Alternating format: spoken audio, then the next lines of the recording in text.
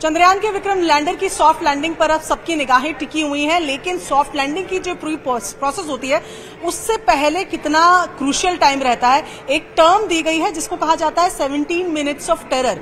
वो 17 minutes of terror क्या है, क्या कुछ होता है उस पूरे फेज में जब एक लैंडर लैंड करने की कोशिश करता है, उस पर बात करने के लिए हमारे साथ एक्स इसरो साइंटिस्ट मनीष पुरोहित है। मनीष जी, सबसे पहले तो जानना चाहूंगी, लैंडिंग तो अब होने वाली है, पर ये 17 मिनट्स ऑफ टेरर क्या है? देखिए, एक्चुअली जब हम ये डिसाइड कर लेंगे कि अब वो समय आ गया है जब हमें वो 25 किलोमीटर की जो हाइट है लूनर सरफेस से उसको डिक्रीज करते हुए हमें हमारे लैंडिंग स्पॉट पे उतर जाना है, वो जो पूरा प्रोसेस है वो 17-18 मिनट का प्रोसेस रहता है, जिसमें सबसे पहले होता है रफ ब्रेकिंग फेज जो कि तकरीबन 11.5 मिनट का होता है। उस फेज के अंदर जो हमारा लैंडर है वो तकरीबन मान के चलिए 1500-1600 मीटर पर सेकंड की स्पीड से इस डायरेक्शन में, हॉरिजॉन्टल डायरेक्शन में जा रहा होता है। उसको स्लो डाउन करते करते एक एंगल पे ले आते हैं, उसकी वेलोसिटीज को तकरीबन 1/4 कर दिया जाता है, हॉरिजॉन्टल वेलोसिटीज को।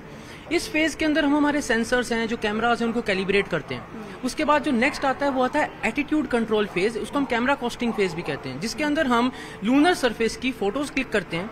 जो ऑनबोर्ड हमारे पास फोटोज हैं उन ऑनबोर्ड फोटोज को हम कंपेयर करते हैं real time with the help of AI, ये देखने के लिए कि we are on the right track, हम जहां जा रहे हैं, जहां लैंड करना चाहते हैं वो वही लोकेशन है ना, और वहां पे कोई प्रॉब्लम तो नहीं है।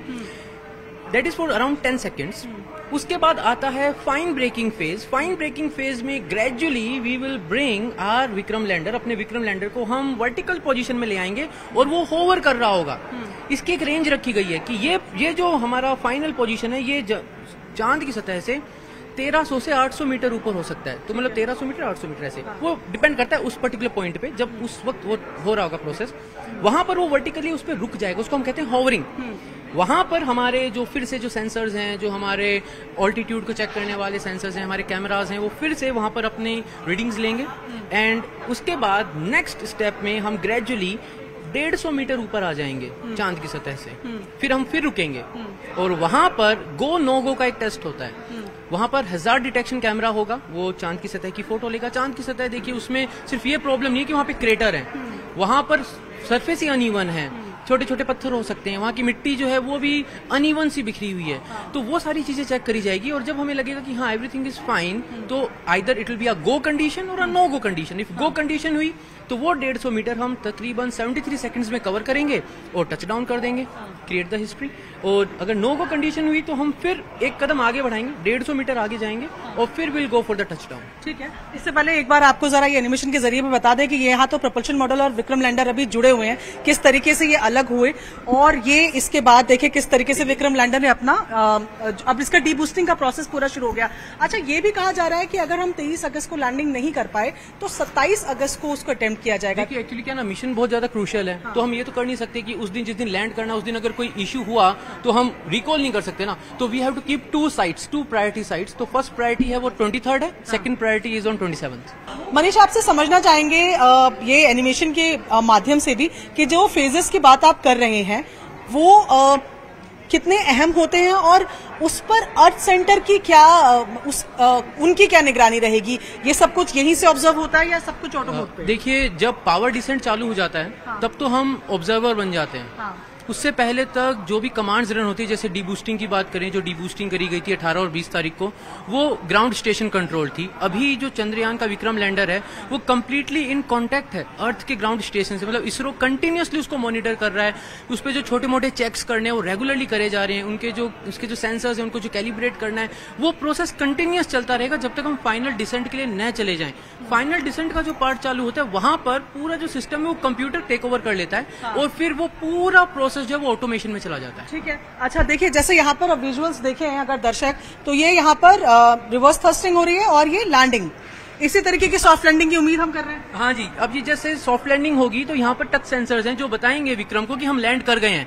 तो विक्रम यहाँ पर अब वेकअप होगा, जागेगा, मतलब एक तरीके से मान लीजिए नींद में सोया है, जैसे ही सेंसर्स उसको बताएंगे कि भाई लैंडिंग हो गई है तो यहाँ से वेकअप होगा, अपने सारे सिस्टम्स को चेक करेगा, everything is working fine, power generation चालू हो जाएगा क्योंकि सूरज की रोशनी गिर रही होगी। फिर इसके अंदर से रैंप खुलेगा और वो जब रैंप ओपन होगा उसके अंदर से प्रज्ञान निकलेगा अपना rover and then start moving over the surface of the moon. तो जो 17 मिनट्स ऑफ टेरर की हम बात करें, बेसिकली वो 4 फेज की जो आपने लैंडिंग बताई वही है, बस वही है, लैंडिंग तक है 17 मिनट वाला पार्ट। उसके बाद तो फिर एक्सप्लोरेशन चालू हो जाएगा। आप चंद्रयान 2 का भी पार्ट थे? जब 2014 में it was plan but then it go delayed a bit, 2019 में गया था। तो क्या चेंजेस, मैं यही जानना चाहूंगी, क्योंकि सॉफ्ट लैंडिंग के लिए पिछले लेसन से हमने कुछ सीखा है, इस बार क्या चेंजेस दिख रहे हैं? If you learn from our mistakes तो वो बहुत अच्छी बात रहती है। देखिए तो हुआ ये कि जितना डेटा हमारे पास अवेलेबल था, इसरो के पास जो भी डेटा अवेलेबल था चंद्रयान 2 की लैंडिंग से, उस सारे डेटा को हमने एनालाइज किया। जो भी हमारी गलतियां हुई, जो भी एरर्स हमारे से, वो सब एनालाइज किया गया। हमने पिछली बार 5 इंजन रखे थे, अब हमने 4 इंजन रखे हैं लैंडर के ऊपर। हम ज्यादा फ्यूल कैरी कर रहे हैं, हमारे सेंसर्स की जो कैपेबिलिटीज हमने उसको इम्प्रूव कर दिया है। हमारी जो लैंडिंग लेग्स हैं विक्रम की, उनको हमने थोड़ा रोबस्ट किया है। उसकी भी हमने प्रोलिफिक टेस्टिंग करी है ग्राउंड स्टेशन पे। तो एक तरीके से जो कहीं भी कुछ भी पॉसिबिलिटी थी ना जहां गड़बड़ हो सकती है, चाहे वो एल्गोरिथम का पार्ट हो, एरर करेक्शन का पार्ट हो, वो सारी चीजें हमने बारीकी से चंद्रयान 3 में ध्यान रखी है। इसीलिए तो कॉन्फिडेंस इस वक्त बहुत ज्यादा है कि हम लैंड कर ही जाएंगे। ठीक है, मैं एक चीज समझना चाहूंगी थोड़ा सा, अगर आप इस वीडियो को पीछे ले जाएं, जो पेलोड्स की बात हो रही है कि पेलोड्स इसमें लगे हुए हैं, इन पेलोड से हासिल क्या होगा? मतलब क्या वो चीजें हैं जो इस बार ढूंढेंगे? क्योंकि आइस फॉर्म में हमने कहा कि वाटर हमें चंद्रयान 1 में ही मिल गया था, इस बार भी वाटर रहेगा मेन फोकस में, और क्या क्या मिलेगा? देखिए ये जो पेलोड्स हैं ये चांद की सतह को पढ़ेंगे, चांद की मिट्टी को पढ़ेंगे। चांद की सतह क्या, चारों तरफ जो प्लाज्मा का एक एनवायरनमेंट बन जाता है हाई एनर्जी पार्टिकल का, उसको पढ़ेंगे। और चांद के ऊपर आने वाले जो क्वेक्स हैं, लूनर क्वेक्स हैं, उसके बारे में पढ़ा जाएगा। कुल मिला के एक पूरा कैरेक्टराइज किया जाएगा चांद के सरफेस को, उसकी मिट्टी को, उसके मिनरल कंटेंट को, और उसकी जो सतह के नीचे क्या कुछ हो रहा है उन गतिविधियों को पढ़ने। ये प्रज्ञान रोवर दिख रहा है, और यहाँ पे देखिए एम्बलम भी दिखा हमें अभी। मैं ये जानना चाह रही थी कि होगा ये कहा जाता है कि चांद पे जिस भी चीज के निशान पड़ जाए वो रहते हैं, तो जब चंद्रयान सॉफ्ट लैंडिंग करेगा तो हम क्या छोड़ने वाले हैं? तो जो नेशनल एम्बलम है और इसरो का लोगो है, वो यहाँ रहने वाला। बिल्कुल है।